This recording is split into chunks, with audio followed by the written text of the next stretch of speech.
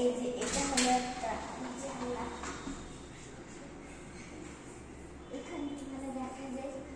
চলো বাথরুম দেখাই যায়। বাথরুমে বেশি কাজ হয়নি, শুধু ট্যাপ লাগানো হয়েছে, তাই এইটুকু, দরজা লাগানো হয়নি। আর এই যে এখানে শুধু এমনি আছে। চলো এই ঘরটা দেখাই, আসো। এই ঘরের সেম,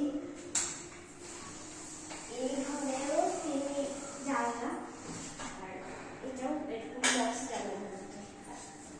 চলো আরো ঘর দেখাই তোমাদের। এই যে এটা হলো, আর এটা আমার বাবার ঘর, ওটা আমার ছিল দিদি আর আমার ঘর, এটা আমার বাবার ঘর।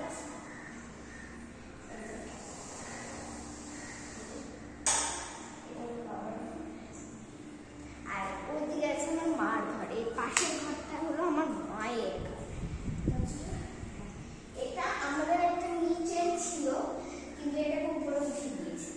আর এই যে এটা মায়ের ঘর, আর এইদিকে একটা বারান্দা, আর এইদিকে একটা। চলো এইদিকে এই দেখো, বারান্দাতে গাছ দিয়ে ভরা, গাছ দিয়ে বারান্দাটি ভর্তি। অত ভর্তি নেই, তিনটে মধ্যে আছে, উপরে আরো আছে। এই দেখুন, আর চলো ওই বারান্দা দেখাই, আসো। এই বারান্দাতে এই মানে জানলাটা লাগানো হয়নি, কারণ সবাই বসবে তো, মানে বসার জন্য লাগানো হয়নি। আর এগুলো শুধু বারান্দার জন্য। এটা বৃষ্টি পড়লে জল একদম থই থই করে। আর চলো এবার আমি আমাদের রান্নাঘর দেখাই, চলো।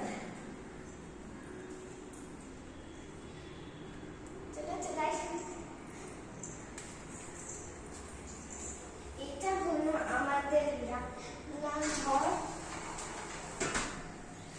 এটা ট্যাপ হয়, কিন্তু এখন এখানে জলের হয়নি, সংশোধন কি যেন বলে, ওটা সংশোধন হয়নি। এটা হলো আমাদের রান্নাঘর, সম্পূর্ণ এটা দেখানো হলো। চলো এবার আমরা ঠাকুর ঘরের দিকে সম্পূর্ণ দিতে।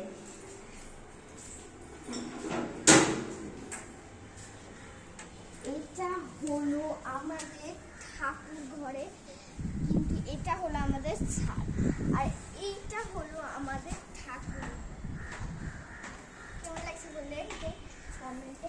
আর এইদিকে হলো আমাদের ঠাকুর ঘর। তো চলো দেখাই, আসো।